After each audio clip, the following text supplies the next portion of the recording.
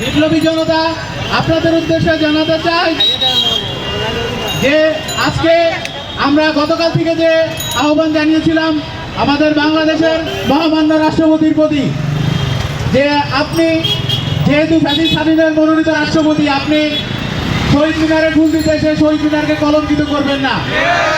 আপনার প্রতি আমাদের উদাত্ত আহ্বান রইল, যেহেতু ফ্যাসিস্ট হাসিনার মনোনীত রাষ্ট্রপতি আপনি ছাত্র জনতার দাবির প্রতি সম্মান রেখে শহীদ মিনারে আসা থেকে বিরত থাকবেন।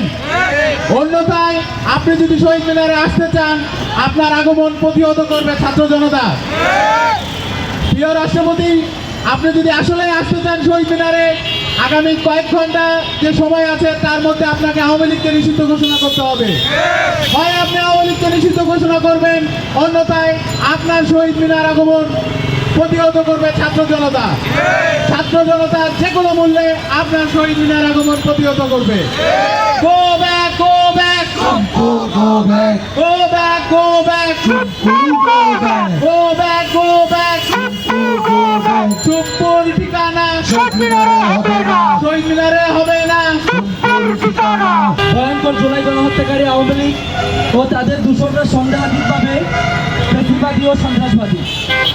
তাদেরকে রাজনৈতিক দল বিবেচনা করার কোনো সুযোগ নাই, তাদের নির্বাচন করারও সুযোগ নাই, দল পরিচালনারও সুযোগ নাই। এমনকি তাদের বক্তব্য গণমাধ্যম ও সামাজিক যোগাযোগ মাধ্যমে প্রকাশও অপরাধ ছাড়া আর কিছুই নয়। কিন্তু দুঃখজনক বাস্তবতা হলো, অনেক জ্ঞানপাপী ও দালাল এমন ভাব করে যেন তারা ভারতে পালিয়ে যাওয়া শেখ হাসিনার বিরহের যাতনায় ভুগছে।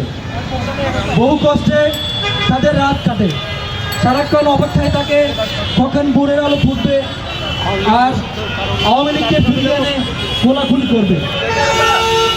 প্রেসিডেন্টকে নির্বাচন করিয়ে ফুলের মালা পরিয়ে সংসদে বসাবে। তারপর আরও কয়েক দশক পরে আরেকটি গণহত্যার বিরুদ্ধে জনগণ প্রতিরোধ গড়ে না তোলা পর্যন্ত ফ্যাসিবাদীরা যত খুশি গুম খুন হত্যা করে যাবে। প্রিয় দেশপ্রেমিক ছাত্র জনতা, আওয়ামী ফ্যাসিবাদ নিয়ে জনগণের মধ্যে কোনো বিভ্রান্তি ও অস্পষ্টতা নাই। ল্যাটিন শব্দ ফ্যাসেস কোটা ও কোটারাখি থেকে উদ্ভব হওয়া ফ্যাসিবাদের সঙ্গে আওয়ামী লীগের হুবহু মিল রয়েছে, কারণ এই দলটিও লঘু পর্যায়ে